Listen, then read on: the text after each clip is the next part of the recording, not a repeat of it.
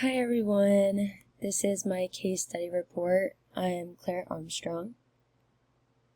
So my table of contents incorporates number 1, introduction, 2, writing assessment, 3, instructional plan, 4, future strategies in different content areas, 5, sharing results with the family, and finally 6, reflection.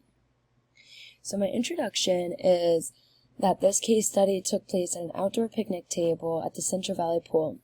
The picnic table was isolated from the pool, so there were no distractions. For this case study, I worked with Kate, who will be entering 2nd grade in the fall. The reason I chose this location is because it was convenient for the family, as Kate completed swim lessons before or after each lesson I worked on with her. Kate is an eager 7-year-old who enjoys reading and writing in and out of the classroom. She has a strong passion for interpreting diverse books by utilizing her imagination. She also loves to write, but struggles to spell each word correctly. So my writing assessments for the formal one was to support Kate's writing ability. I assessed her with the formal grade level rubric that focuses on grammar, sentence structure, and detail inquiry. The rubric helped me sufficiently assess Kate's writing pieces in a formal manner. This rubric also allowed me to sit down with Kate and review so she had an understanding of the expectations. So before each writing prompt that I gave for her, I sat down and showed her the rubric and we went over it together. And then the informal assessment that I administered was the writing attitude survey.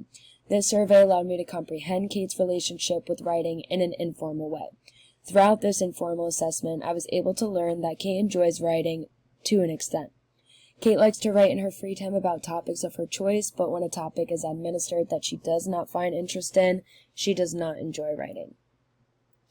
And then her analysis of writing assessments. For the formal one, my formal assessment showed that Kate struggles with spelling words correctly, and I also saw this through all the writing prompts that I gave her. Specifically letter pairs that she has yet to learn. So example, the ER makes the letter R sound, so in the word roller, she was mistaking the ER for just the R letter because they both make the sound. So yeah, she cannot yet distinguish the ER makes the R sound. And then the informal, throughout this case study, I documented anecdotal notes that helped me keep track of Kate's struggles, strengths, and interests. I noticed that Kate looks into space when she is thinking and will look at me for validation after she writes something she is unsure of. She did this a lot through the topics, especially that she wasn't extremely comfortable with, so she had to think even more if it was a topic of her choice. And then the analysis. Kate's writing is on grade level based on the assessments I administered. She does a very proficient job at translating her details into words. She still struggles with spelling and punctuation at times. Kate's instructor or parent should work on phonemic awareness to progress Kate's spelling ability. So showing pictures and having the student match each image with the correct word. The instructional plan for pre-writing. So during this lesson, I incorporated a read aloud called My Family, Your Family by Lisa Bullard, which was a great read aloud. And I also incorporated this because she's such an auditory and visual learner, so this met her needs perfectly. So the activity I had her do after was to write about her family. So she got to see it within this read aloud, I demonstrated to her, and then she got to do it. With the drafting one, I allowed Kate to write about any topic she desired, which she really loved. I showed her the requirements, so the punctuation, 3 sentences, and spelling to the best of her ability. She was able to meet all the requirements except for the 3-sentence mark, which was fine. She wrote 2 sentences. She was so excited to write about roller coasters. She recently went on one for the first time and loves how there's slow ones, medium speed, and fast ones. And I noticed that Kate sufficiently explained her story to me, but did not always write all the details down. And then in the revising stage, I demonstrated to Kate what revising looked like before modeling on my writing draft. I actually circled words that were misspelled, which I purposely misspelled, to show her how revising would look if I noticed a mistake and how to correct it. And I also did notice that when she was looking for mistakes, she was strategically sounding out each letter in each word to make sure that she got all of them. And then the editing stage, I provided Kate with the writing checklist again so she could utilize it while checking over her work. She actually loved this because it helped her remember most of the steps that she should take to revise her writing. A lot of the time she would forget. It's not that she wouldn't know to correct it, she would just forget to correct it. So this definitely helped her and progressed her writing tremendously.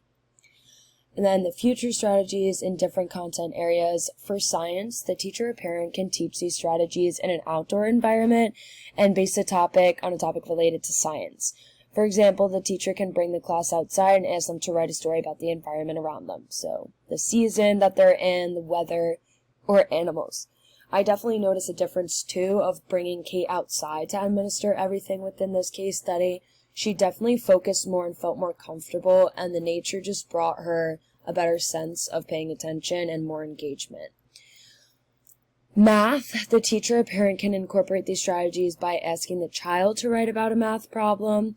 For example, you can partner the students up with a peer and give them each 5 blocks, and you can ask them to write about how many blocks one of the students gave to the other and then keep doing it. So if I gave one of my 5 blocks to my partner, they now have 6, I have 4, and continue that. Then with social studies, one way you can include these strategies is by providing a list of historical figures and instructing your students to write a short story about them. I actually did this when I was in 2nd grade, and I still remember it to this day, so it was a very effective lesson plan. Sharing results with the family. The feedback I delivered to Kate's family was extremely effective.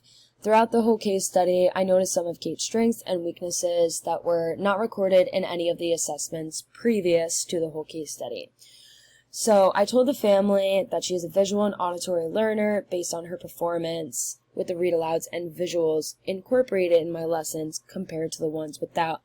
Now, Kate's family also is very involved in literacy and incorporating them into Kate's life. They frequently go to the library, but certain things like these factors, having the assessments and having these writing prompts that I administered to her definitely helped me see it from a different point of view. So I informed the family and they definitely were appreciative of it. And lastly, my reflection. Overall, I think this case study went very well. I learned a lot throughout this case study, including the importance of including instructional strategies that cater to the student I'm working with. The assessments I included in this case study helped me decipher Kate's strengths, weaknesses, and interests. All of the assessments also helped me cater lesson plans that would be sufficient for Kate's learning style. So like incorporating the read aloud and the visuals definitely helped engage Kate more.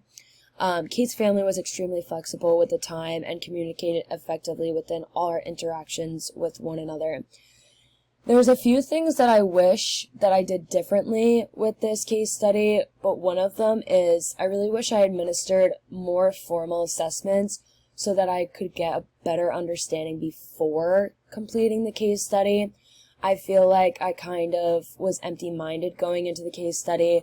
Although I obtained a lot of vital information from the parents regarding her strengths and weaknesses, it wasn't very specific. It was kind of vague. So going forward, if I ever do a case study again, I definitely will incorporate more strategic assessments that will give me those results. Thank you.